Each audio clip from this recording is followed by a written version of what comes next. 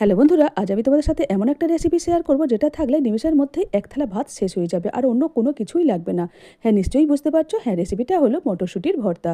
তো এই মটরশুঁটি ভর্তা রেসিপিটা বানানোর জন্য প্রথমে আমি কড়াইয়ে তেল দিয়েছি। তেলটা গরম হয়ে গেলে ওর মধ্যে কয়েক কোয়া রসুন আর কয়েকটা কাঁচা লঙ্কা দিয়ে একটু নেড়েচেড়ে নিয়ে ওর মধ্যে দিয়ে দিয়েছি আগে থেকে ছাড়িয়ে ধুয়ে রাখা মটরশুঁটি দিয়ে ভালো মতো নেড়েচেড়ে নেবো। তারপর ওর মধ্যে দিয়ে দেবো কিছুটা ধনেপাতা দিয়ে ভালো মতো নেড়েচেড়ে একটু ভেজে নেব, তবে খুব বেশি ভাজবো না, মোটামুটি ভেজে নেব।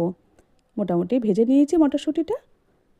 এইবার ঠান্ডা হলে একটা মিক্সিং জারের মধ্যে নিয়ে নেব, নিয়ে একটা স্মুথ পেস্ট বানিয়ে নেব মটরশুঁটির। তো পেস্ট বানানো হয়ে গেছে। এদিকে কড়াই সরষের তেল দিয়েছি, তেলের মধ্যে কয়েকটা শুকনো লঙ্কা আর কিছুটা কালো জিরের ফোড়ন দিয়েছি, দিয়ে একটু নেড়ে চেড়ে নিয়ে ওর মধ্যে এই মটরশুঁটির পেস্ট দিয়ে দেব, দিয়ে ভালো মতো এইভাবে নাড়াচাড়া করে নেব।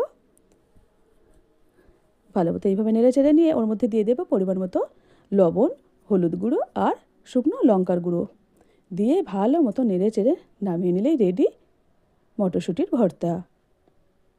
তো বন্ধুরা, আমার এই মটরশুঁটির ভর্তার রেসিপিটা তোমাদের কেমন লাগলো অবশ্যই কিন্তু কমেন্ট করে জানিও। গরম ভাতের সাথে খেতে অসাধারণ লাগে, একবার বাড়িতে বানিয়ে খেয়ে দেখো, খুব ভালো লাগে।